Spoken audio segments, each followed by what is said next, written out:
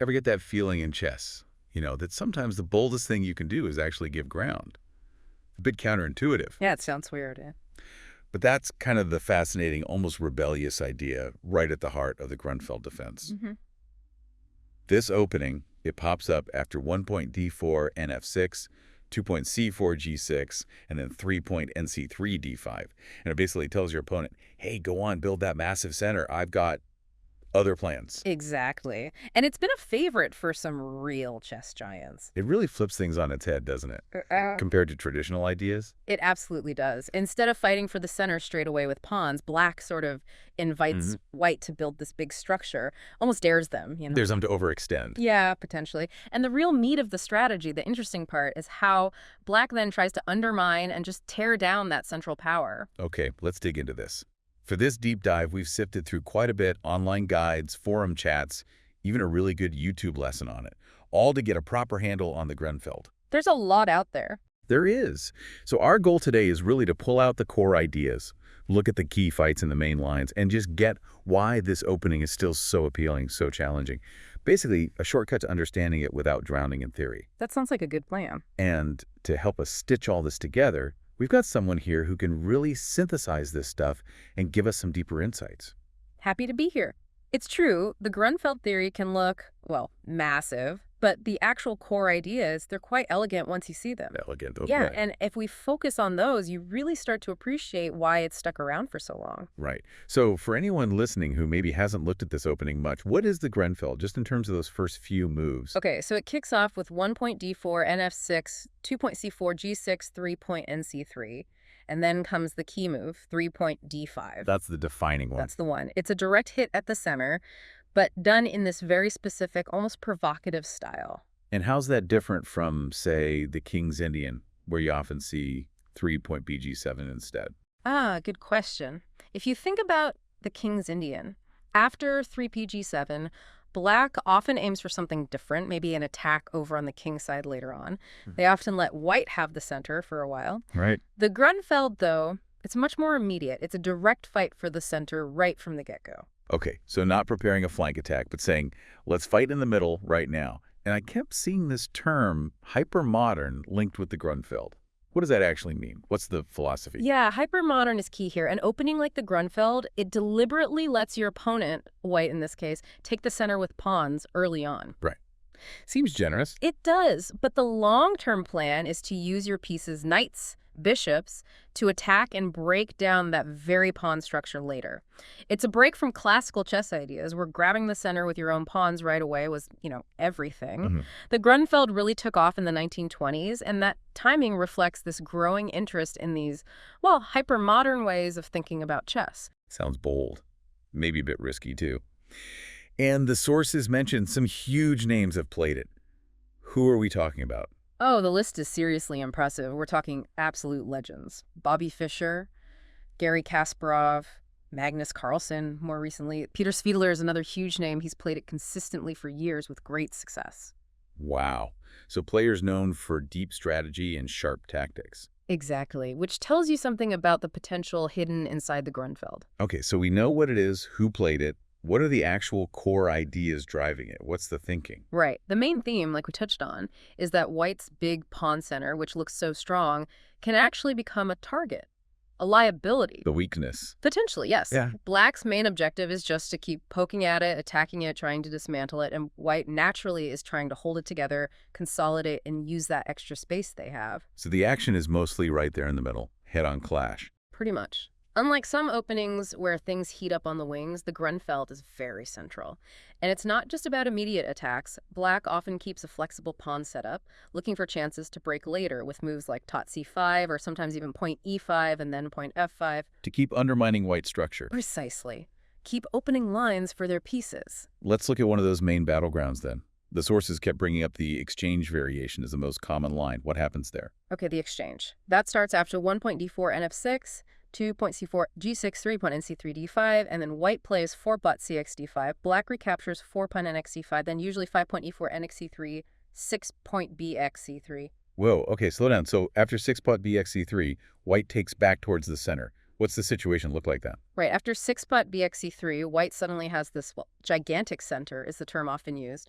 Pawns on c3 and d4, controlling a lot of space. Seems powerful. What's black got in return? Well, black has traded off white's knight on c3, which can be useful later. And importantly, that bishop black usually puts on g7. The fianchetted bishop. Exactly. It's now staring right down the long diagonal straight at white's d4 pawn.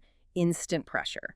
And the standard continuation often involves black playing taut c5 pretty soon after, yeah. Yes. Typically something like 7-point bc4, c5, 8, ni2, nc6, 9, b3, 00, 10, 00, bg4. That move 7-point c5 is crucial. It hits d4 again right at the base of white's pawn structure. And opens the diagonal more. And opens that g7a1 diagonal even more. Then comes down nc6, bringing another piece to attack d4. The pressure just keeps building. So by move 10, like in that line you mentioned, 10 tot bg4, it feels like the opening phase is basically done. Pretty much. Both sides have castled, developed most of their minor pieces. You're heading straight into a complex middle game. The exchange variation really is the most popular, the most theoretically important line. It sums up the whole Grunfeld tension. White's big center versus black's dynamic counterattack against it. So in the exchange, white wants a solid long-term edge with the pawns. And black is looking for active pieces, quick attacks, trying to blow that center up. Got it. The sources also flagged a few other key variations. The Russian variation, for example. How does that start differently? Okay, the Russian. That's when white decides not to swap pawns on move 4 and plays 4-point mf3 instead. Black usually goes 4-point bg7. Then the characteristic move for white is 5qb3. 5qb3. What's the point of that? It does a couple of things. It defends the c4 pawn, which might come under attack, and it puts more control over the d5 square, which is often a key battleground. And black's usual plan against that queen move. Most common is 5.dxc4, grabbing the pawn. Then after 6qxc4, 7-point e4, white again gets a pretty big center. So similar theme, different route. Kind of, yeah. Yep. Black's counterplay here often involves trying to, well, annoy the white queen with moves like pawn a6 and point b5, getting ready for 10c5 to challenge the center again. It can lead to really sharp dynamic games. Okay. And what about the Petrosian system? Sounds important. What's the idea there? The Petrosian system happens after the exchange move, so 4 tot cxd5 and xd5, 5-point e4, but then white plays 5-point bg5. Instead of an xc3 immediately. Right. And a typical line goes 5 may 4, 6 state cxd5, nxg5, 7 nxg5, e6. So in this line, white actually gives up the 2 bishops, which is usually seen as a long-term plus. Why do that? In return, white gets a lead in development, their pieces come out quickly, and they can often play e3 to solidify things without blocking their dark squared bishop. It's a strategic trade-off. No. Give up the bishop pair for faster development and a solid structure. Interesting. Trading long-term potential for immediate solidity. The sources also gave quick mentions to things like the Brinkman attack, Stockholm variation, and Neo-Grunfelds. Any quick thoughts on those? Yeah, the Brinkman with 4-point bf4 and the Stockholm with 4-point bg5 are seen less often at the very top, but they definitely have their own ideas. Yeah. The Stockholm especially can involve white sacrificing a pawn early just to get pieces out faster. And Neo-Grunfelds. What makes them Neo? Neo-Grunfelds are basically when white tries to sidestep the main lines by playing something other than 3-point nc3. Maybe 3-point nf3 or 3-point f3 or 3g3. Trying to avoid the big theory fight? Exactly. But the point is, black often just plays 3-point d5 anyway, and you end up in positions where those core Grunfeld ideas attacking the center, white builds are still very much relevant. It really shows how central that point d5 move is for black. Even if white tries to dodge, black can often steer it back. Okay, this gives me a better picture of the variations. Now, let's step into black's shoes.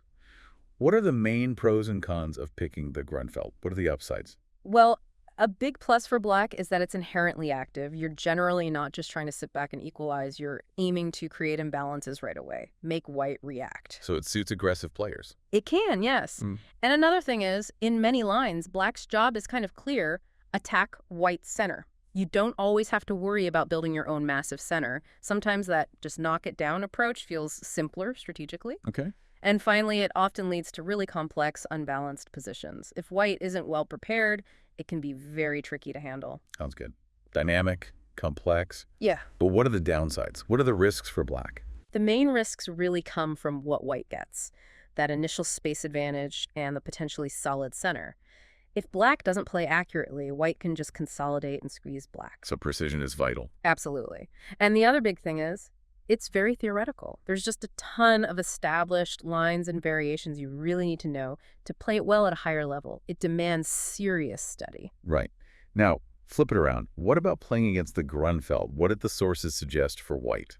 Well, interestingly, the stats show that the two main replies to 3-point D5, that's 4.cxd5, the exchange, and 4 and F3, leading towards the Russian, they actually score quite similarly for white. So neither one is clearly better. Seems not, statistically anyway. They both have their points. However, one source did mention the move 3-point F3, which is sometimes called an anti-Grunfeld move. 3-point F3 instead of 3-point NC3. Yeah, and it suggested this might be white's best try, based on win percentages and a decent number of games. But generally, the feeling is that once black plays 3-point D5, they've already achieved some key aims, so white needs to play actively and have a clear plan to fight for an advantage. Makes sense. Let's touch on the history a bit. It's named after Ernst Grunfeld. When did this all start? Yep, named after the Austrian GM Ernst Grunfeld. He was a big opening theorist back in the early 20th century.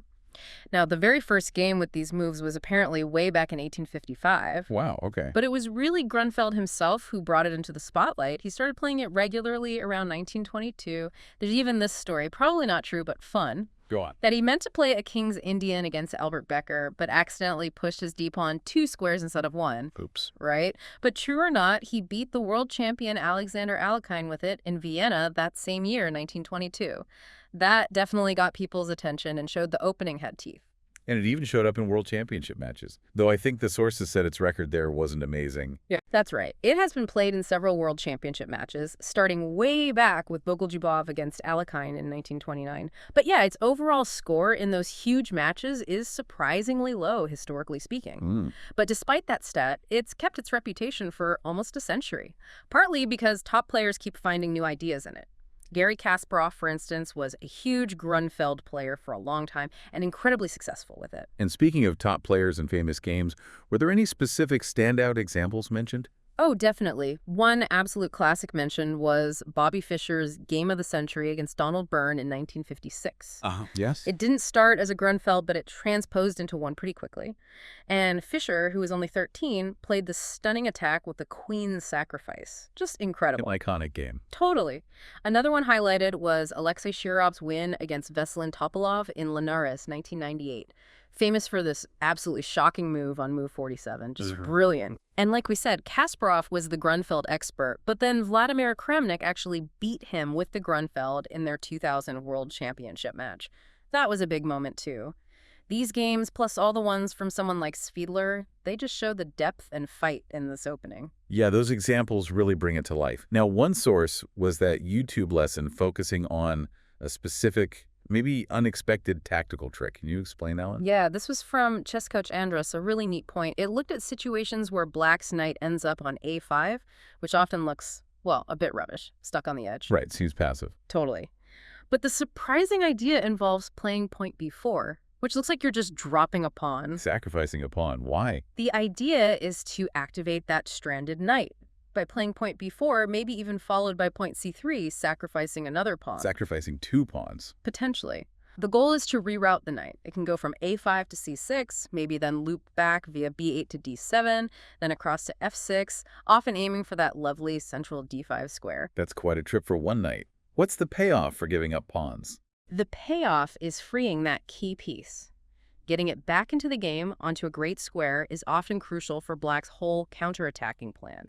The pawn sacks, open lines, create threats. Suddenly white has problems to solve. Okay. The lesson jokingly called the result the wet dream of a Grunfeld player. Suddenly, all black's pieces are buzzing, working together, hitting white's possibly weakened structure. It's a great example of how these weird-looking, even sacrificial moves can unlock huge potential in the Grunfeld. That's a fantastic illustration of the dynamics. Now, another source, Positional Grunfeld Repertoire, really hammered home the importance of understanding pawn structures. Why is that so vital here? Yeah, that source made a really good point. Because the Grunfeld often starts with white building this big center, understanding how that pawn structure might change later in the middle game is absolutely critical for black. It's not static. Not at all. The source pointed out 4 main types of structures to know. Situations where white pushes e4, e5, where white pushes d4, d5 and gets a passed pawn. A dangerous passed pawn. Exactly. Then, where white plays d4, d5 but doesn't immediately get a passed pawn.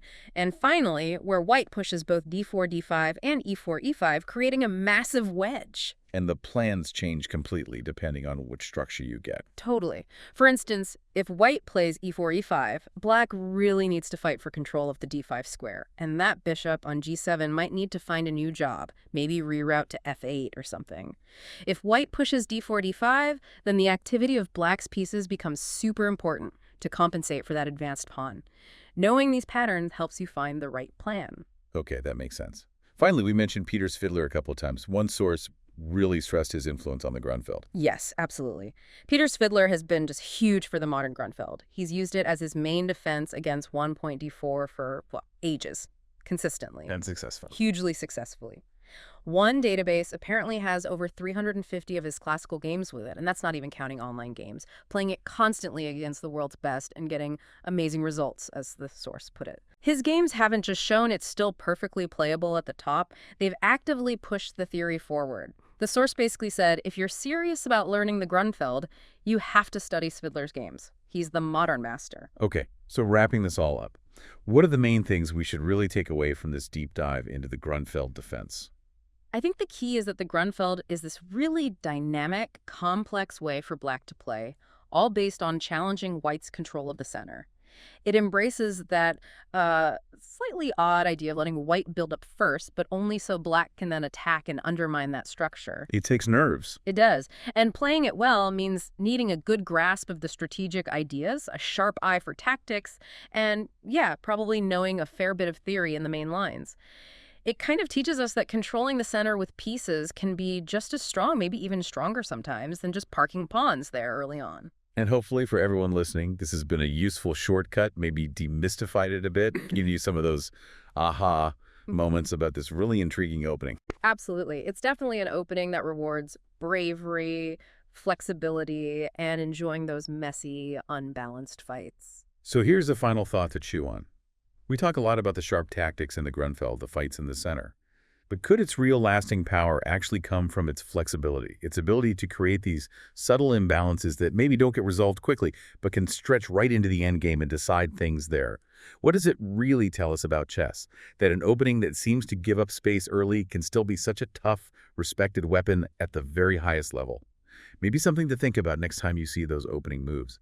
We encourage you to look deeper into those master games, those variations we talked about. Thanks for joining us for this deep dive.